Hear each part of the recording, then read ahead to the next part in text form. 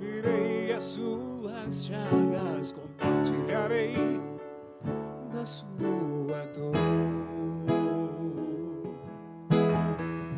Unirei as suas chagas, compartilharei da dor de amor.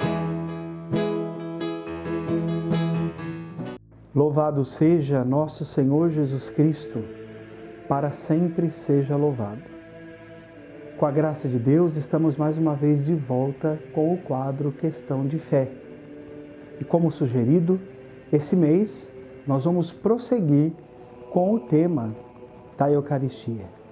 Lembrando que, se você tem alguma dúvida, algum assunto que você acha oportuno que nós abordássemos aqui, que toda primeira semana do mês, lá pelo Instagram, no nosso canal, abre-se uma caixinha de pergunta para que você possa ali colocar uma questão ou sugerir um tema para ser trabalhado no mês seguinte.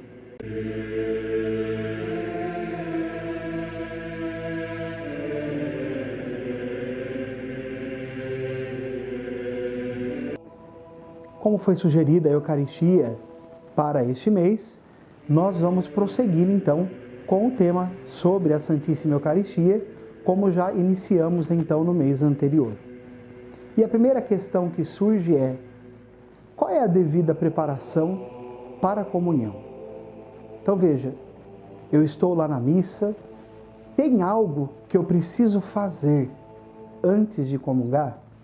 Bom, o primeiro ponto, meus irmãos, é estarmos na missa. Não é? E quando eu digo estarmos na missa, eu estou dizendo estarmos ali de corpo e alma, e não só de corpo. Então a primeira coisa é evitarmos o máximo possível toda e qualquer distração quando nós estamos na missa, para bem podermos comungar. E é lógico, eu preciso ter a consciência daquilo que eu vou receber. E aí entra o principal dessa questão.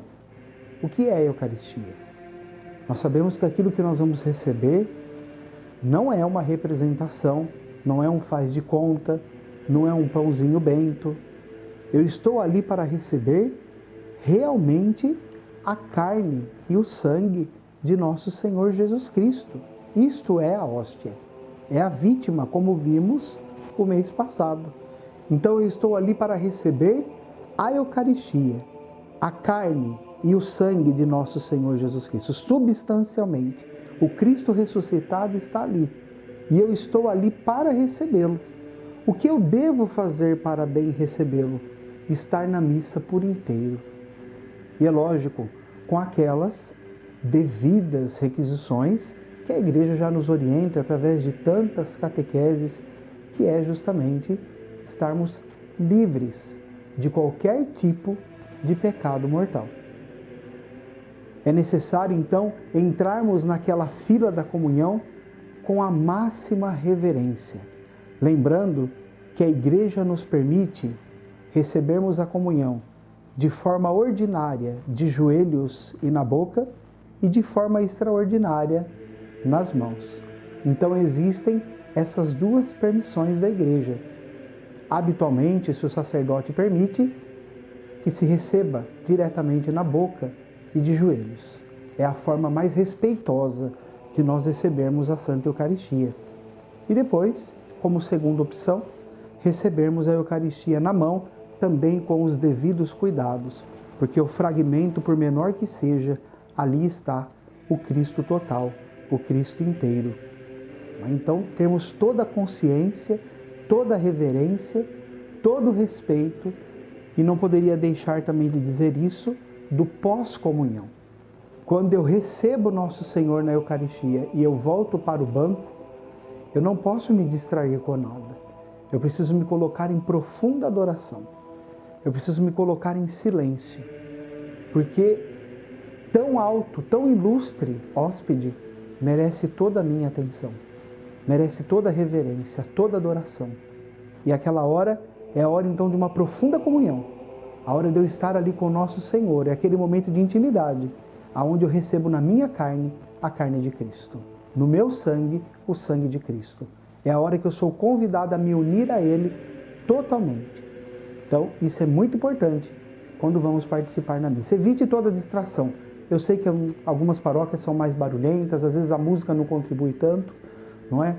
Mas eu preciso me esforçar ao máximo, para poder estar ali por inteiro, sem me distrair com nada, para receber aquele que vem e que deseja, como vai dizer o livro do Apocalipse, cear comigo e eu com ele.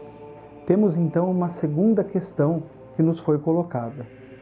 Qual é o significado, naquele momento ali, do rito eucarístico, onde o padre parte a hóstia magna e ele pega uma pontinha, um pedaço, e coloca então dentro do cálice? Acredito que você já deve ter observado esse gesto do sacerdote no rito eucarístico. Pois bem, esse sinal, ele traz dois significados. O primeiro significa a comunhão do sacerdote, daquela Eucaristia, com o bispo da diocese. O vínculo de unidade, o reconhecimento da presidência hierárquica com o bispo, um único cálice, o cálice do bispo, no qual o padre também, por imposição das mãos do bispo através do sacramento da ordem, vai presidir o sacramento da Eucaristia. Então, aquele momento é um momento de manifestar a unidade. Ele está unido ao bispo, que por excelência celebra a Eucaristia na diocese. Depois tem também um segundo significado. E o segundo significado qual seria? Seria que, veja, quando eu recebo a hóstia, isto é, o pão consagrado, significa que eu não estou recebendo somente a carne de Cristo, mas também o sangue de Cristo. E se alguém não puder receber, por exemplo, a hóstia, por problemas de intolerância, por exemplo, por causa da farinha de trigo, e ele comungar do cálice, não significa que ele não está comungando do corpo de Cristo, mas ele está comungando o Cristo total. Assim como, quando eu também não comungo do cálice, mas comungo somente da hóstia, eu estou comungando o Cristo total. E é por isso justamente que o padre parte aquele pedacinho e une ao sangue que está no cálice, porque é a união do corpo e do sangue de Cristo. Ele faz isso justamente como sinal para mostrar que tanto eu comungando do cálice ou comungando da hóstia, eu estou comungando o Cristo inteiro, o seu corpo e o seu sangue. E então a terceira e última questão: quem é que não pode comungar? Olha, vamos lá. Primeiramente, a igreja ela tem um mandamento, não é? E dentre os mandamentos da igreja, que são 5, diz assim: confessar-se pelo menos uma vez por ano por ocasião da Páscoa. Então veja, primeiro requisito, a minha confissão está em dia. Mas lembrando que, quando a gente fala sobre isso, as pessoas acham que de fato elas precisam confessar só uma vez por ano. E, na verdade não é assim. Esse mandamento é para aqueles que estão afastados, não é para nós que buscamos uma vida de oração, uma vida de comunhão, estamos aí na luta por uma vida de santidade, buscando a vida de perfeição cristã, como nos orienta a Igreja, como nos orientou o Concílio Vaticano II, na Constituição Dogmática Lumen Gentium, onde falava sobre a vocação universal à santidade. Todos nós somos chamados a essa vida de união com Deus.